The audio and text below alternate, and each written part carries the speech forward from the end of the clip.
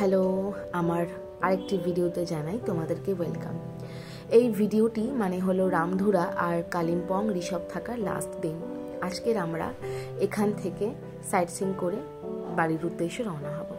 প্রথমেই বলে রাখি, সকালবেলা উঠলাম, এখন বাজে হলো 5টা মতো। সবই সূর্যোদয় হচ্ছে, এখনো ঠিক মতো কিন্তু ওঠেনি সূর্য। বলেছিলাম না আজকে সকালে উঠে ভালো করে কাঞ্চনজঙ্ঘাটা দেখব, কারণ ঋষভ থেকে নাকি কাঞ্চনজঙ্ঘাটা একদম হাতের নাগালে দেখা যায়।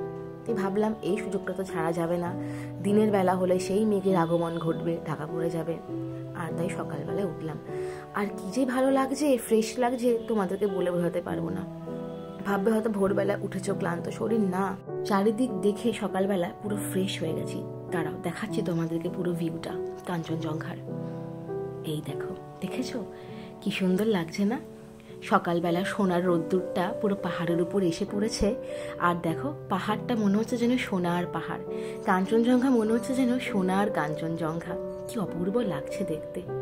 তার ঠিক নিচেই রয়েছে অনেক মেঘের আস্তরণ। দাঁড়াও কাঞ্চনজঙ্ঘার উল্টো দিকের পাহাড়ের ভিউটা দেখাই তোমাদের। পরিবেশ শান্ত, আর ওদিকে ওই হোমস্টেটাতে আরো অনেকে সবাই ছাদে উঠেছে, আমরাও ছাদে উঠেছি। নিচ থেকে ভালো মতো দেখতে পারবো কি পারবো না এই না ভেবে আমরা উঠে পড়েছি ছাদে। পরিষ্কার ভিউ, আমাদের সত্যি আশাটা এবার সার্থক হলো। আর এই জুটেছে ভুলুয়া হয়ে গেল, এবার কালুয়া জুটেছে। প্রত্যেক জায়গাতেই একজন করে আছে এরকম। আসলে গতকাল রাতে না ওকে ওই মাংসের টুকরো খেতে দিয়েছিলাম, মানে আমরা ডিনার করছিলাম, ওকেও দিয়েছি, চুপচাপ বসেছিল। তারপর থেকে ও আমাদের ফ্যান হয়ে গেছে, এদিক ওদিক ঘুরে বেড়াচ্ছে। এরপর আমরা না ঘুমিয়ে আর না বিশ্রাম নিয়ে বেরিয়ে পড়লাম চারপাশটা একটু হেঁটে দেখতে। আর দেখুন কি সুন্দর সাজানো একটা জায়গা, মানে এত ভালো লাগছিল, মনে হচ্ছিল কি একটা বাংলো আমি কিনে নিই, ছোট্ট কুড়ে ঘরও অন্তত বানাবো।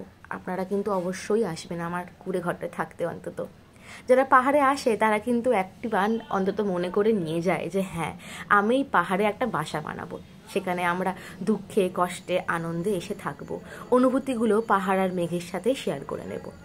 আর এগুলো দেখছেন, এগুলো হলো বাঁশ আর কঞ্চির গাছ, মানে ওরাই প্ল্যান্টেশন করেছে, ওরাই সব বাগান তৈরি করে করে চাষাবাদ করে দরকারে, মানে ওদের বাড়িঘর তৈরিতে লাগে। কিনতে তো পাওয়া যায় না, বাজার হাট নেই, তাই ওরাই এগুলো চাষাবাদ করে।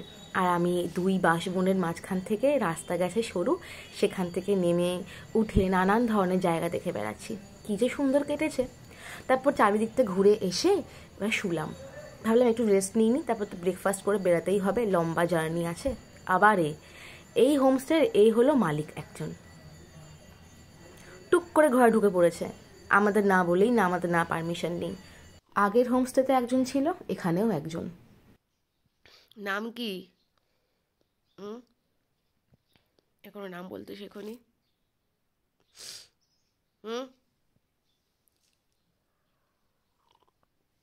আর বিস্কুট নেই, সব দিয়ে দিয়েছি আমি।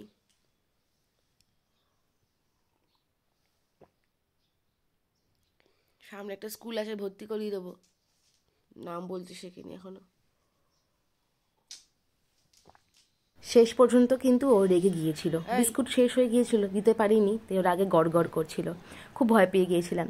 যাই হোক, সকালবেলা উঠে এবার দেখলাম আমাদের ব্রেকফাস্ট দিয়েছে উঠোনের মধ্যে, মানে একদম রোদ্দুরের মাঝে। আর ওরাও কি সুন্দর দেখুন, উঠোনের মাঝে পাথরের টেবিল চেয়ারে বসে ব্রেকফাস্ট করছে। আসলে চলে এলাম হলো রুটি তরকারি খেতে। রুটি তরকারি আমরা বলে রাখি সকালবেলা, এটাই সেফ মনে করি আমরা। পুরি ফুরি খাই না, তেলে ভাজা তো আমাদের হয়তো অসুবিধা হবে গাড়িতে চলতে পাহাড়ি রাস্তায়, তো সেই কারণে সবসময় আমরা সকালবেলায় রুটি আর তরকারিটা খাই। রুটি তরকারি দিয়ে, আর এই দেখুন বলছিলাম না স্কুলটা একদম আমাদের এই দেখুন হোমস্টের উল্টো দিকেই। আর চলুন এবার বেরিয়ে যাওয়ার পালা, বেরিয়ে যাই। স্নান করে সব কিছু রেডি হয়ে চলে যাচ্ছি হলো এবার ঋষভের দিকে। ঋষভ পৌঁছে গেছি, এটাই হলো ঋষভের একদম প্রাইম লোকেশন, মানে আমরা যেখানে ছিলাম হোমস্টেতে সেটাও ঋষভ একটু নিচের দিকে, আর এটা হলো একদম ঋষভের একদম প্রাইম লোকেশন, মানে এখানেই মানুষজন ঘুরতে আসে। আর দেখুন লেখা আছে আই লাভ ঋষভ। এখানে ওই লোকজন এসে ছবি তোলে, একটু হাঁটাহাঁটি করে। এখানে অনেক হোমস্টে আছে, উপরে দেখছেন বাংলোটা, ওখানে আমি একটা কার্ড নিয়ে এসেছি, দারুণ জায়গাটা। এরপর চললাম আর একটা মনেস্ট্রি দেখতে, আর এইটা একটু ছোট, আগেরটার থেকে এটা একটু ছোট। মনে আছে আমি বলেছিলাম দু ধরনের মনেস্ট্রি হয়, একটাতে বিভিন্ন মানুষজন বিভিন্ন বিদেশ থেকে দেশ থেকে জ্ঞান অর্জন করতে আসে, আর একজন হলো বৌদ্ধ ধর্মের বিভিন্ন বিধি আচার আচরণ পালন করতে আসে। এটা হলো সেটি যেখানে বৌদ্ধ ধর্মের বিভিন্ন বিধি আচার আচরণ পালন করা হয়। বৌদ্ধদেবের মূর্তিটাকে বাঁদিকে রেখে আমরা চললাম হলো নিচের দিকে। দেখতেই পেয়েছিলে কারণ নিচের দিকে, সেই কারণে সিঁড়ি ভেঙে একটু যেতে হবে হলো নিচের দিকে। আর নিচের দিকে গিয়ে দেখি কি সুন্দর মনেস্ট্রির ভেতরটা। একইভাবে একই রকম মূর্তি রাখা আছে, মাঝখানে হলো গৌতম বুদ্ধ এবং পাশে হলো 2 অনুগামীর, হয়তো ঠিক নাম জানি না। আর এখানে বসার আয়োজনটা ছিল, তো আমি সেটা মিস করলাম না। কিছুক্ষণ চুপ করে শান্ত হয়ে বসলাম, মনের প্রার্থনাগুলো জানালাম। ভাল লাগছিল বসতে। প্রার্থনা করি কি না করি, কিছু চাই কি না চাই, মনটা না খুব শান্ত হয়ে গিয়েছিল। এরপর আমরা চলে গিয়েছিলাম লোলেগাঁও যাওয়ার পথে আরেকটা ভিউ পয়েন্টে। এখানে ওই কাচের ব্রিজ মতো আছে, ওখান থেকে হেঁটে হেঁটে গিয়ে ওই দেখছেন লাভ সাইনটা, ওখানে ভিডিও ফটো তুলতে হয়। আর এরকম ফটো আর ভিডিও তোলার মাঝখানে এরকম মেঘে সব ঢাকা পড়ে যাচ্ছিল। এটা ছিল আর একটা দুর্দান্ত অভিজ্ঞতা, খুব দারুণ লেগেছে।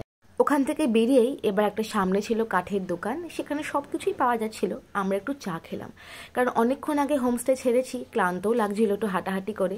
তো এই চাটা সারাদিনের রসদ যোগাবে আমাদের মধ্যে। এবার যাচ্ছি হলো লোলেগাঁও পার্কের দিকে। লোলেগাঁও হয়ে তারপর আমরা এনজিপির দিকে রওনা হব, মাঝখানে ওখানেই লাঞ্চ করে নেবো আর কি। আর দেখুন পাইন বনের মধ্যে দিয়ে যাচ্ছি। এই যে কলকাতায় পৌঁছে যাব আর কিছু ঘন্টার মধ্যে, তারপর এগুলোকে বড্ড মিস করব। আবার 1 বছরের অপেক্ষায় হয়তো পাহাড়ে আসবো, হয়তো ঠিক জানিও না আসতে পারবো কিনা। চলুন, চলে এলাম হলো এই লোলেগাঁও পার্কে।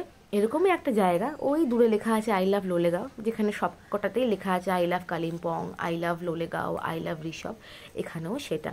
কাঠের ব্রিজ ছিল, আমার ভীষণ ভয় লাগছিল, কিন্তু ভাঙা ভাঙা ছিল। তাই সৌরভকে আমি ডেকে নিয়ে চলে এলাম। ব্যাস, আর কি, আমাদের 3 দিনের পাহাড় ট্যুর শেষ। দেখতে দেখতে শেষ হয়ে গেল, দিনগুলো খুব তাড়াতাড়ি চলে গেল।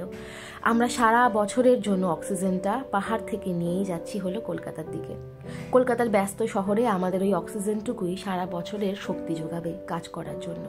চলে এলাম শিলিগুড়ি, আমাদের ড্রাইভার দাদা পৌঁছে দিয়ে গেল এনজিপি স্টেশনে। এবার ওখান থেকে ট্রেন ধরে আমরা চলে যাব কলকাতায়। পৌঁছতে হয়তো আগামীকাল সকালবেলা হয়তো পৌঁছাবো।